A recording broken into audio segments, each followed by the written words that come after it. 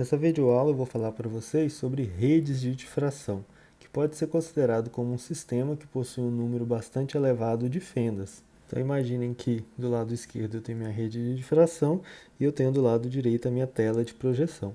E essas em vermelho são as frentes de onda de uma luz monocromática que atinge a minha rede de difração.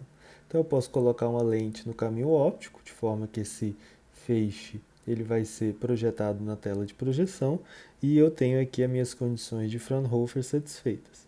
Então imagine que eu tenho aqui meus diferentes raios de luz que atravessam esse sistema de fendas e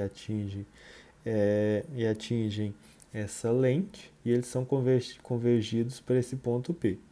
Então vamos reparar aqui que esse ângulo que esses raios de luz fazem com esse eixo central vale θ. Então o que vai acontecer é que esses feixes de luz adjacentes eles vão possuir uma diferença de percurso, uma diferença de fase que eu posso calcular com base em D e nesse ângulo θ. Então, fazendo uma aproximação aqui, nós vemos que para o caso em que eu tenho feixes adjacentes, essa diferença de fase, essa diferença de caminho, na verdade, entre um feixe e outro pode ser dado por D vezes seno de θ. Então, para o caso em que eu possa ter a interferência construtiva entre esses feixes de luz, essa diferença de percurso d seno de θ tem que ser um múltiplo inteiro do comprimento de onda. Então, essa é a equação básica para a interferência construtiva numa rede de difração. Vou fazer aqui agora o experimento de difração usando essa rede de difração, que é uma rede que tem 1000 fendas por milímetro. Então vou utilizar o kit que tem o meu laser, eu tenho esse suporte e aqui atrás eu tenho uma régua para medir o que vai acontecer com esse feixe laser. Então quando eu coloco a rede de difração no caminho óptico, eu ainda continuo observando o ponto brilhante no centro da régua, mas aparecem dois outros pontos brilhantes nessas posições que eu estou marcando em 207 milímetros. Esses são os primeiros máximos que aparecem devido à difração. E a distância entre a grade de difração e a régua eu posso medir como sendo 247 milímetros. Então, através desses valores, a gente pode calcular, por exemplo, qual é o comprimento de onda desse laser vermelho que eu estou utilizando para fazer esse experimento de difração. Então, esse aqui é o esquema do experimento. Eu tenho aqui a minha lanterna laser, eu tenho aqui a minha rede de difração com 1000 fendas por milímetro. Aqui eu tenho a régua. E aqui eu estou representando o meu feixe laser, ele bate na minha rede de difração e forma esses dois pontos brilhantes ao redor do máximo central.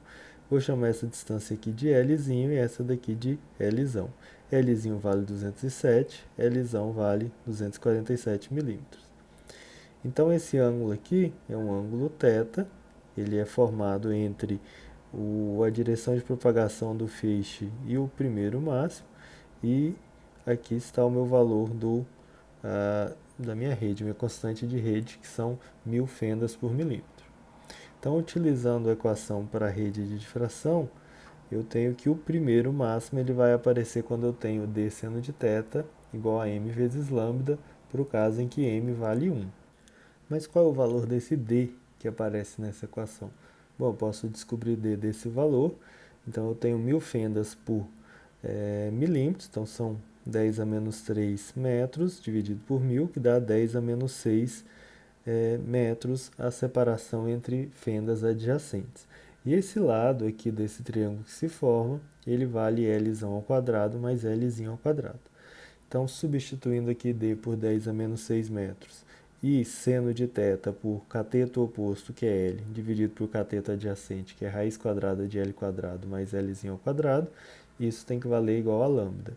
Então, lambda vai ser 207, que é o Lzinho, dividido pela raiz quadrada de 207 ao quadrado mais 247 ao quadrado, esse é o valor do seno de θ, vezes 10 a menos 6. Então, o lambda, fazendo essa conta, ele vai dar aproximadamente 0,642 vezes 10 a menos 6 metros. Então, fazendo aqui